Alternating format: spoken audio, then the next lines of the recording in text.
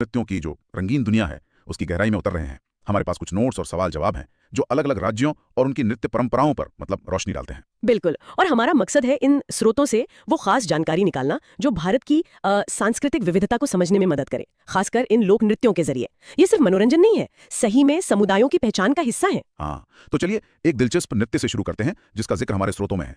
असम का बगरुम्बा, उसे तितली नृत्य भी कहते हैं। ये बोडो समुदाय का पारंपरिक नृत्य है ना? हाँ जी, बगरुम्बा। और ये प्रकृति से उनका जो जुड़ाव है उसको दिखाता है। अच्छा, अब अगर हम स्रोतों में दिए गए दूसरे नृत्यों को देखें तो एक खास बात सामने आती है। कई नृत्य युद्ध कौशल या कह ले कि मार्शल आर्ट से जुड़े हुए हैं। अच्छा, जैसे झारखंड और उड़ीसा का पाइका नृत्य।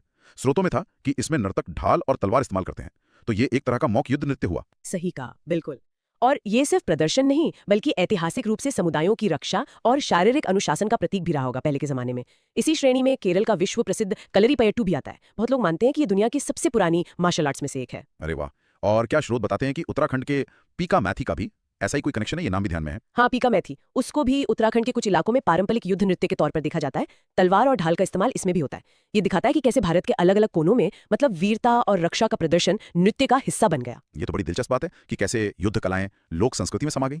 लेकिन सारे नृत्य इतने गंभीर तो नहीं होते होंगे। महाराष्ट्र का पोवाड़ा, वो तो शिवाजी महाराज जैसे नायकों की वीरता का बखान करता है ना? कहानी कहने का एक अलग तरीका।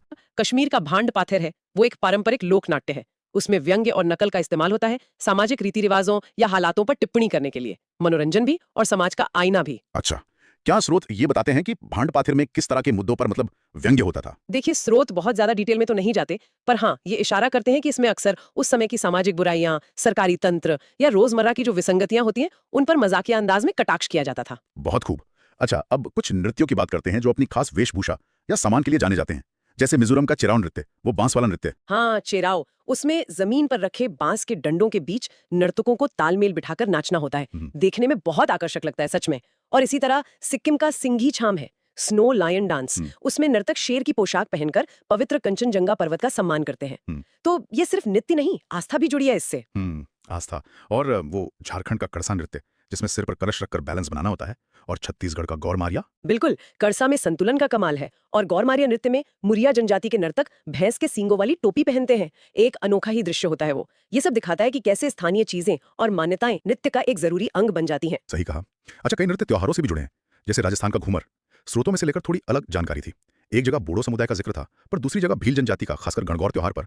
इसमें कौन सी जानकारी ज्यादा सटीक लगती है? तो में ये विरोधाभास मिलना सामान्य बात है, लेकिन घूमर का जो संबंध है वो मुख्य रूप से राजस्थान की भील जनजाति से माना जाता है। और हाँ, ये गणगौर जैसे त्योहारों पर खूब किया जाता है, जो देवी पार्वती के सम्मान में मनाया जाने वाला एक बड़ा त्योहार है। हो सकता है कि बोडो समुदाय का जिक्र किसी खास सवाल